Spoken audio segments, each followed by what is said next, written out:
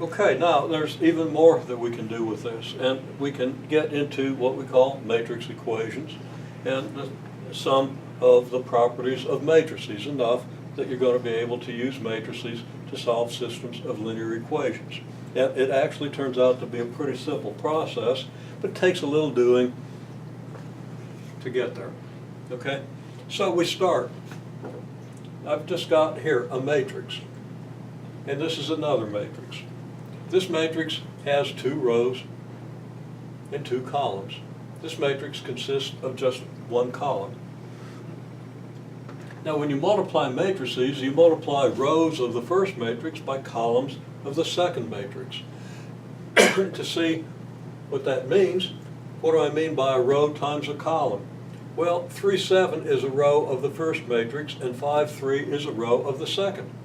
So if we write 3, 7 as a row matrix and 5, 3 as a column matrix, what do we mean by multiplying a row times a column?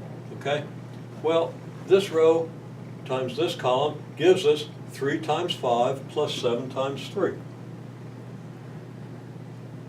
Okay, well, there's a pattern there. Where did the 3 come from? Where did the 5 come from? Why did we choose to do 3 times 5? Where did the 7 come from? Where did the 3 come from? Why did we choose 7 times 3? Why didn't we do 3 times 3 and 7 times 5? We did 3 times 5 and 7 times 3. Why didn't we do 7? Why didn't we, well, actually that was a,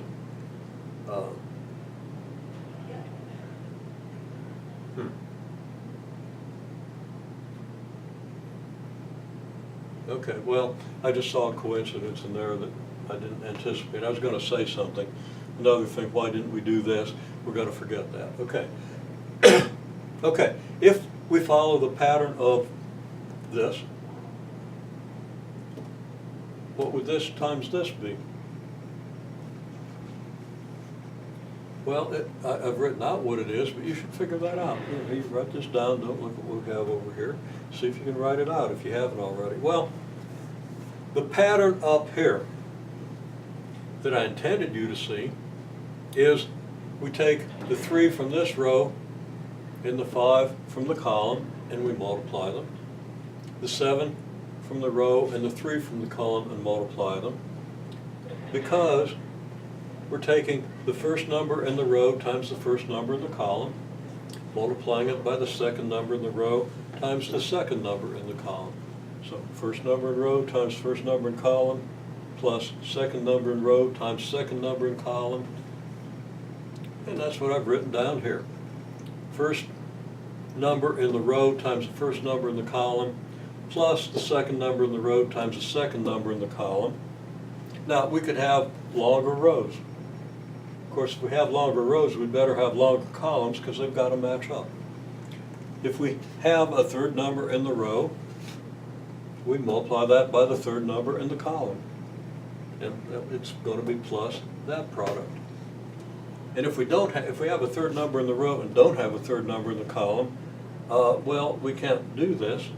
That means we can't multiply the matrix. If we've got a third number in the row but not a third number in the column, the matrices are incompatible for multiplication. The rows have to have a length that matches the length of the columns. Okay, and then if we got a fourth number in the row, we can multiply that by the fourth number in the column, and so on until you run out of numbers, until you get to the end of the row, at which point you'd better be at the end of the column or the multiplication wasn't valid. Okay, I say here, you got to have a number in the column to match with you got to have some number in every column, or a number in every column to match up with every number in the row, and vice versa. So the rows and the columns have to completely match up. Okay, well, that's how you do matrix multiplication.